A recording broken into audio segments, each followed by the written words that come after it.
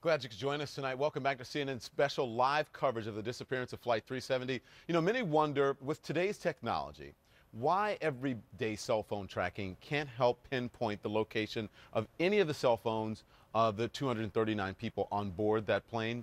Shouldn't it be as easy as using a Find My Phone app? Experts say maybe not. Joining me now, CNN technology analyst Brett Larson. Brett, so cell phone tracking, Yes. is it being used in this search?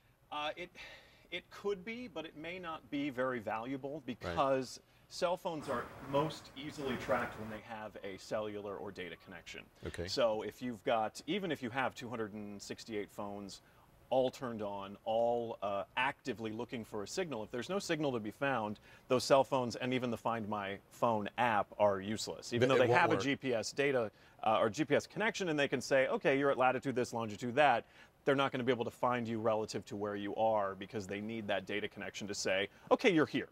You know, so if you're in, say, if you're in the middle of the Grand Canyon and there's no cell service, the map will show you, the GPS says you're here, but without that data connection, it can't say, which happens to be the middle of the Grand Canyon. So I am flying above water. It doesn't always work. It doesn't always work. Doesn't always work. But above water meaning an ocean, not just a river, right? Correct. So when I'm on the plane, I can text using Wi-Fi on my iPhone. And you know, I raised this question last week with a CNN analyst. His name rhymes with guest. Okay. Completely shot me down. Well, yeah, I can see.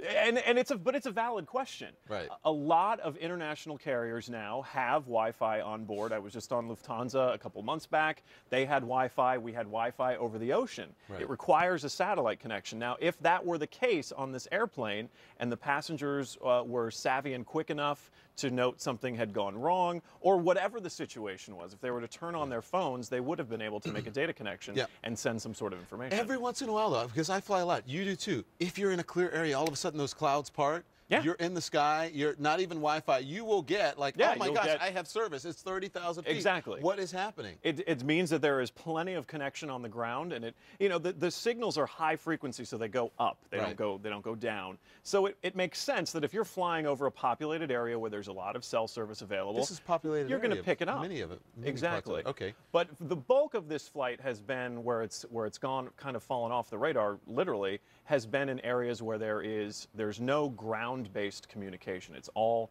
courtesy of satellites and by way of satellites. So that requires additional, especially for cell phones and even for our tablet devices, it requires that additional step to jump it from the airplane to the satellite to give it that here I am. People are saying, well, you know, if the plane was low enough, or sometimes people call when we were looking at 9/11 because in the documentaries that we show, people were making phone calls.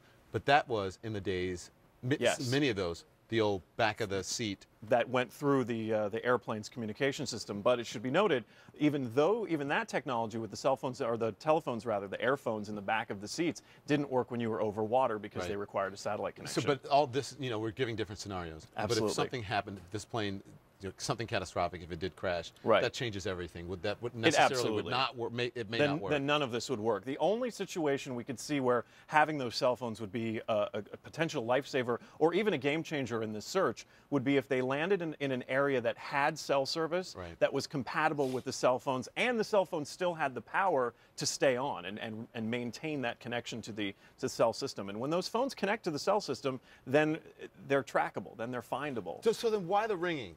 Everyone say, why the ringing? Why are they still ringing? Because usually if the phone is off, if I'm on the subway, it goes to voicemail. Right to voicemail. It's a sad sort of false hope to pin to. The reality on cell phones ringing is when you make a call, if you're calling my phone, it's not my phone that's sending that ringtone back to you that makes the sound. It's the cell phone provider. So it's the Verizon, it's the AT&T, it's Vodafone, sending that signal back to you instead of that silence that you would normally hear. And what you're hearing, and while you're hearing that ring, it's looking for your cell phone. And then when it doesn't find it, it rolls it to voicemail. That little bit of hope, though. I know the families want to hang on to that. And I want to hang on to that, and all of us do that. We all do. People are alive and the plane is intact. Thank you very much. Thanks, Appreciate that, sir.